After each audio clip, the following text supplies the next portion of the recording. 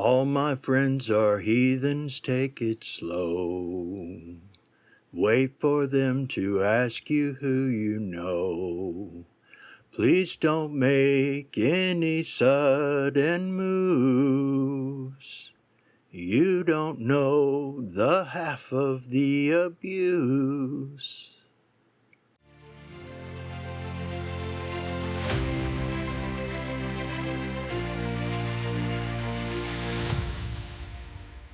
Welcome to the Unshackled Life Podcast, real talk about faith, freedom, and following Jesus.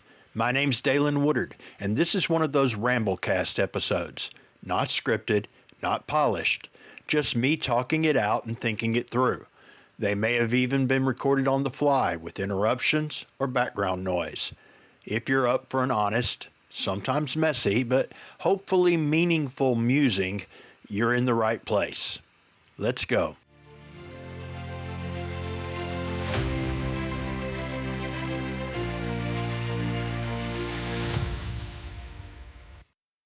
Why I chose Norse paganism over Christianity.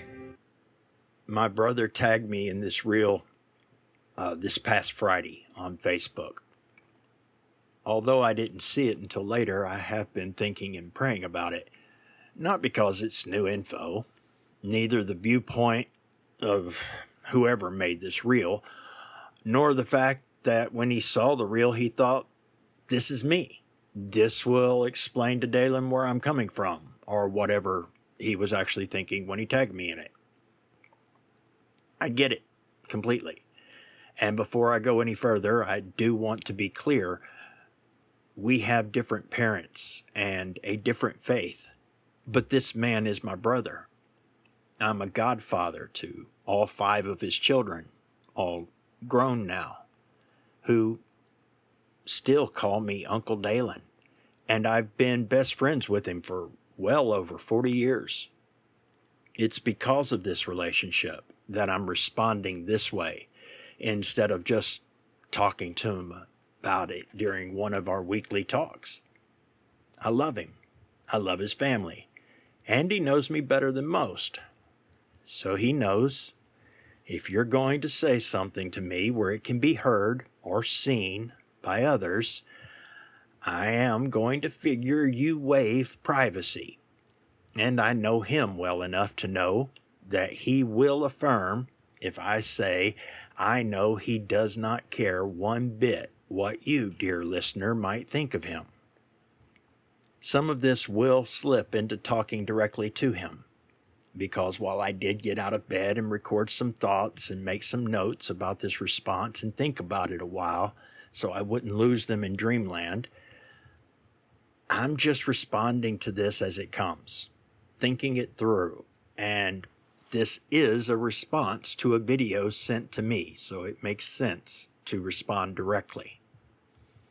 But I do apologize in advance for the rambling nature, and if at times it feels like I'm leaving any listeners out of the conversation, I'm not.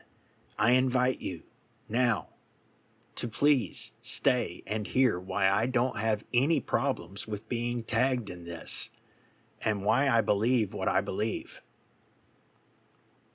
First off, I really appreciate you sharing this with me, brother. You and I have walked through a lot of crazy times together. And back when we were running, gunning, and getting into all kinds of trouble, I think we were a big part of why the other made it through the 80s alive. And I love that we can actually talk about deep things we completely disagree on without anger or seeing it as rejection or a lack of love, either way. But when I watched the clip, a couple of quick thoughts and reactions did jump out at me, and I'll go ahead and share. Christianity. If you don't accept Jesus as your Lord and Savior, you'll go to hell for eternity. Hell, everyone who passes from old age or sickness will be in my care. Christianity. Turn the other cheek when someone wrongs you. Odin. Treat others as they have treated you.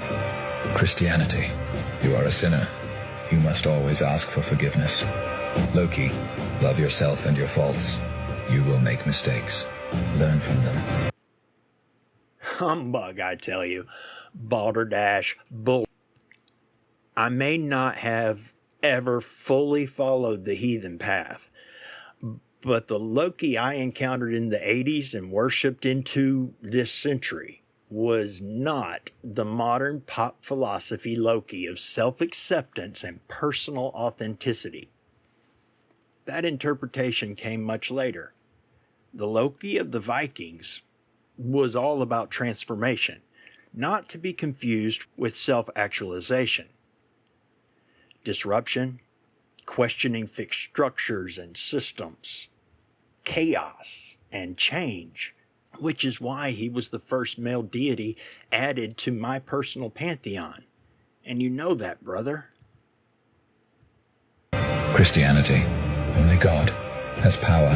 You must submit to him. Thor, you have power. Use your strength wisely. Always remain brave and courageous. Christianity, witchcraft is the work of the devil. Freya, witchcraft is a part of life. Learn to use it to your advantage.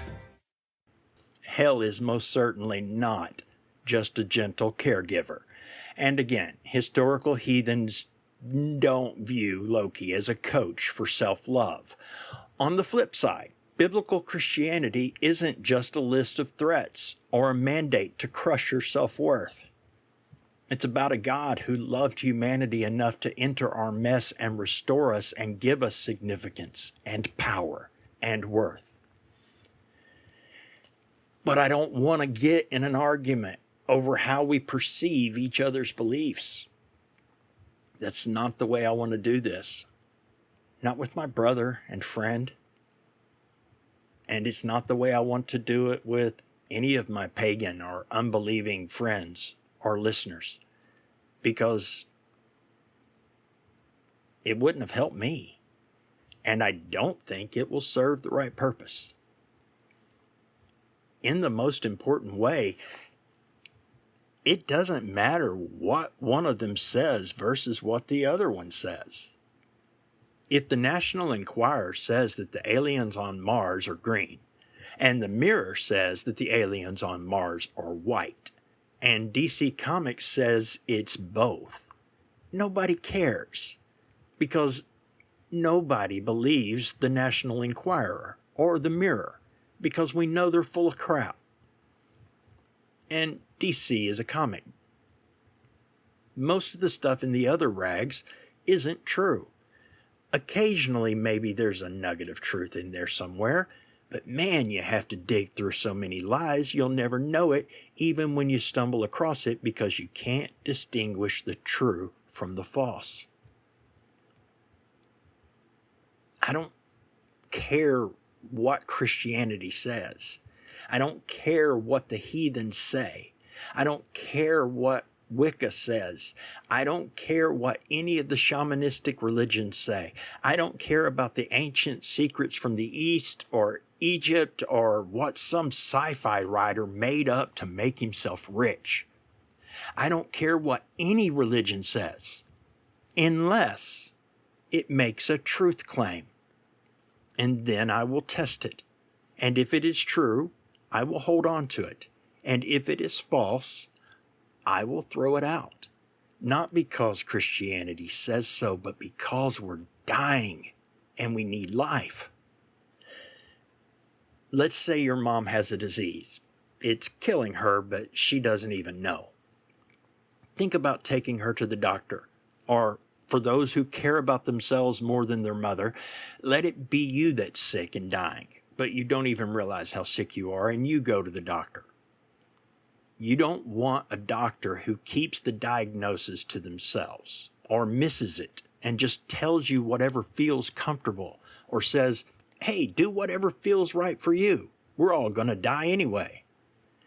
You want a doctor who diagnoses accurately, based on reality, and then gives you the information you need, even if the news is hard to hear or the treatment is difficult or unappealing, because you want to live, or you want your mom to live.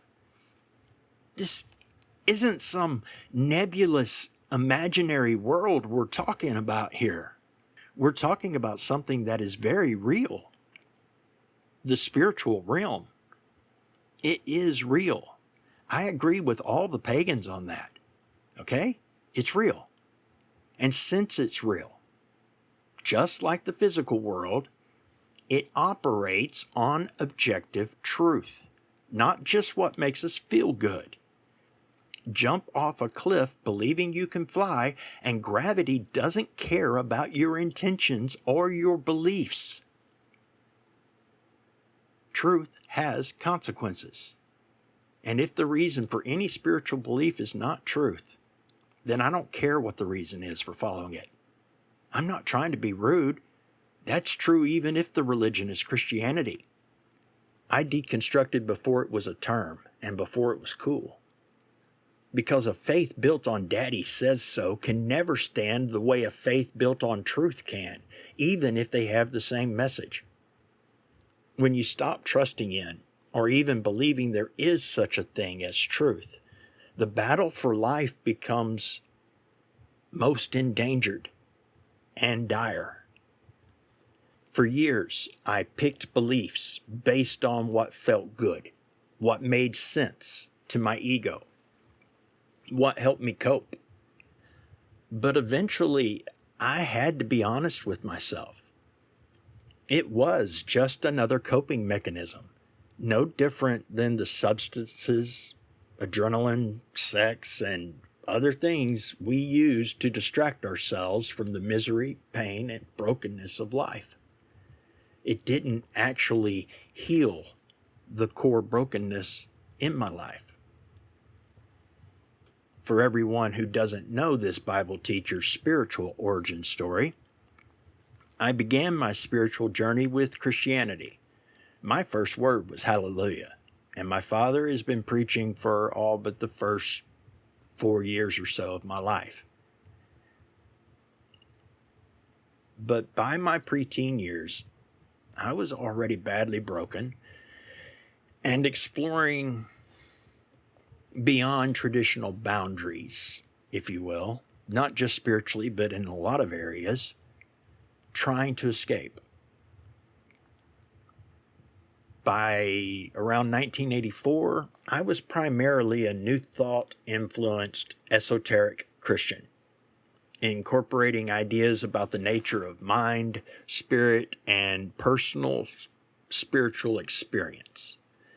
By 85, I had expanded into New Age teachings and practices, considered myself a seeker, not simply someone studying religions, but someone actively searching for truth and power through experience, practice, and direct spiritual exploration.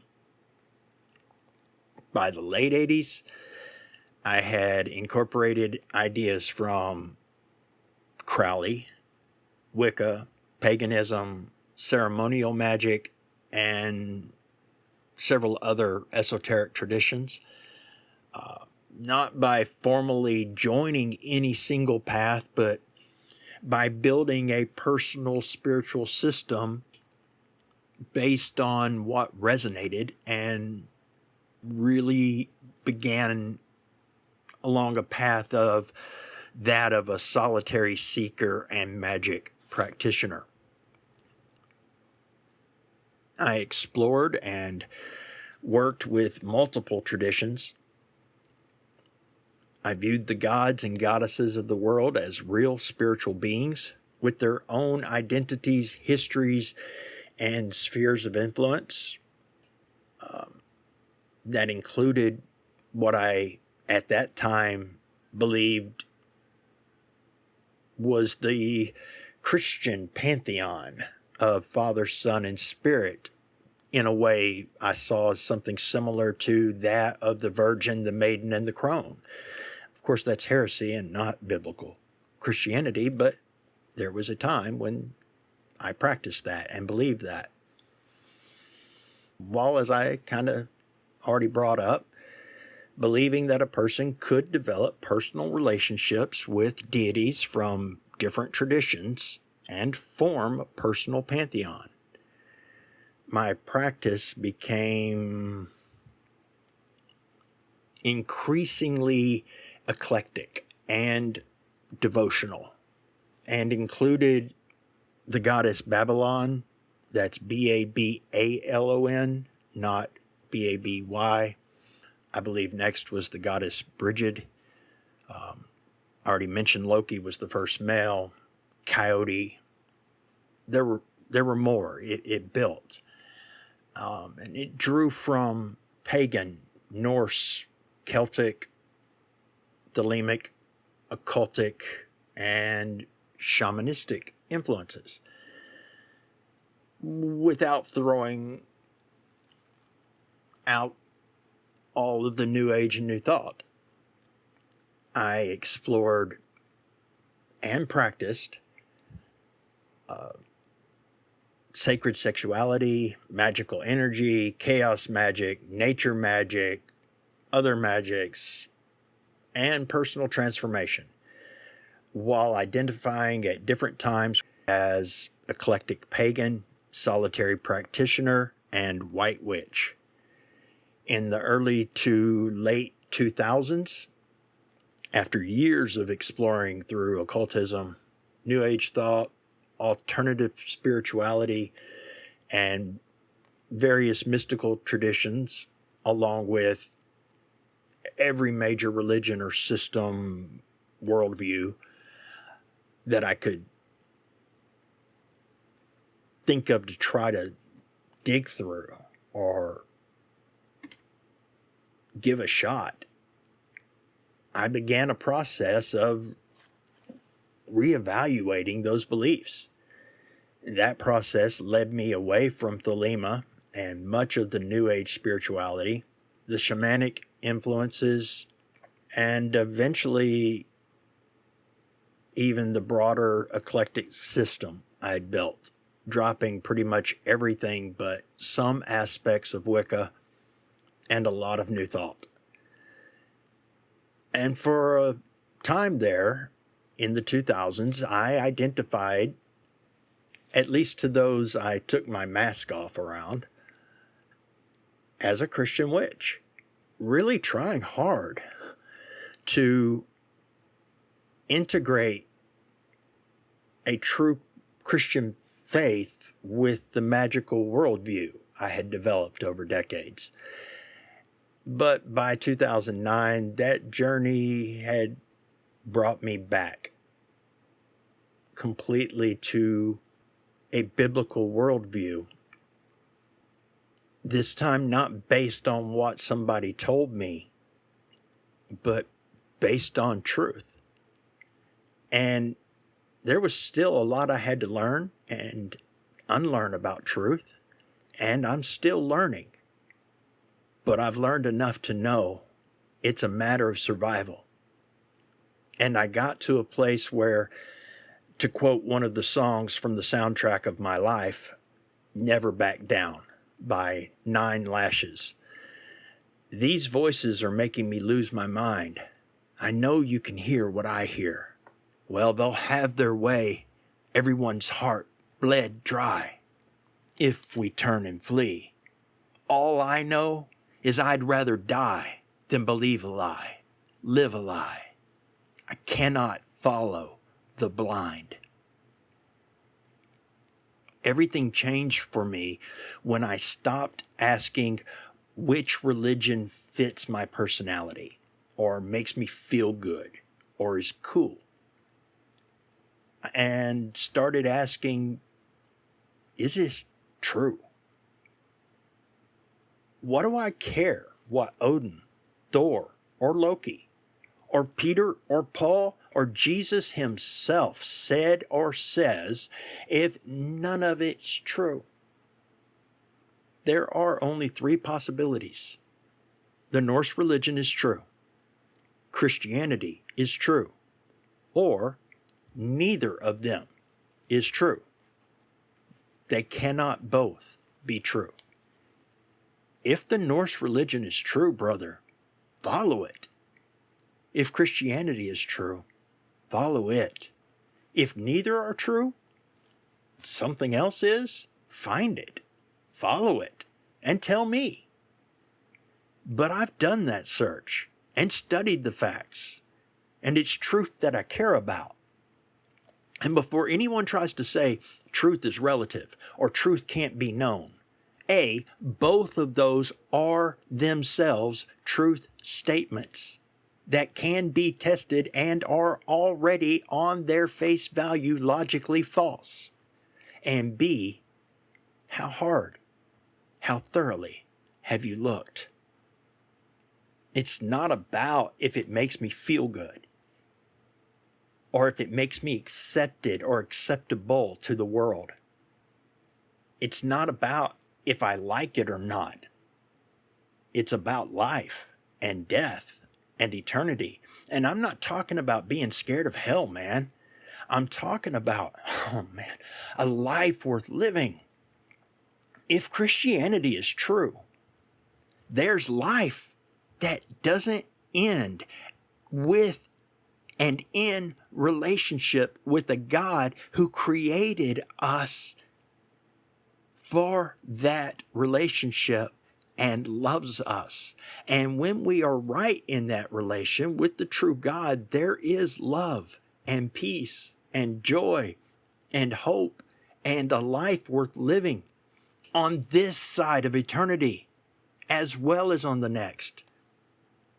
I found healing and restoration. It's not done, but it's so much better. And the truth is that God promised to finish the work he started. And I found life, and I found freedom from delusion and from those other areas of destruction and bondage and brokenness. He took the shattered pieces of my life and made something better than even before the breaking. There was restoration because I stopped looking for what religion to follow or what moral standard to keep and just started asking one question and one question only. Is it true? Remember how much we used to play Truth or Dare back in the day? Well, I dare you, brother. And I dare everyone hearing this, even those who are Christians, dare to search for absolute truth. Don't settle for what sounds nice on a reel or what feels comfortable today. Test the spirits, test the claims, test the book, and don't stop searching until you find what is actually real. There is a standard. There is such a thing as truth. The truth matters, whether we like it or not.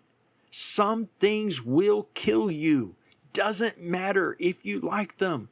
Doesn't matter how much you want to fly. Believe you can fly or manifest yourself flying.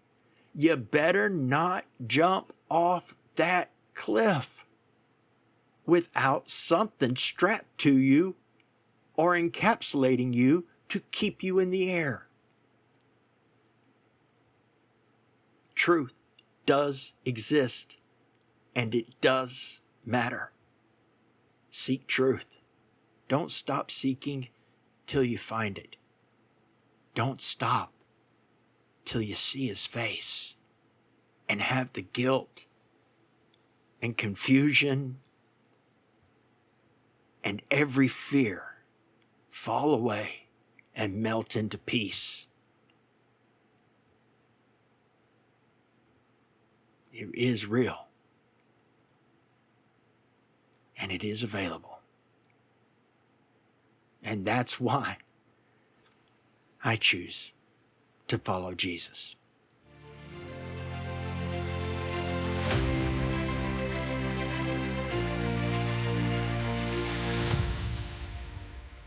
Thanks for spending some time with me today. If this Ramblecast sparked a thought, stirred something in you, or gave you something to wrestle with, I'd love to hear about it. You can reach out by email to dalynwoodard@minister.com. That's DALYNWOODARD @minister.com. And if you're finding these episodes helpful, feel free to share them with someone or leave a comment or a review. Until next time, be blessed, and remember, when you fix your thoughts on God and build your thinking on the foundation of His truth, God fixes your thoughts.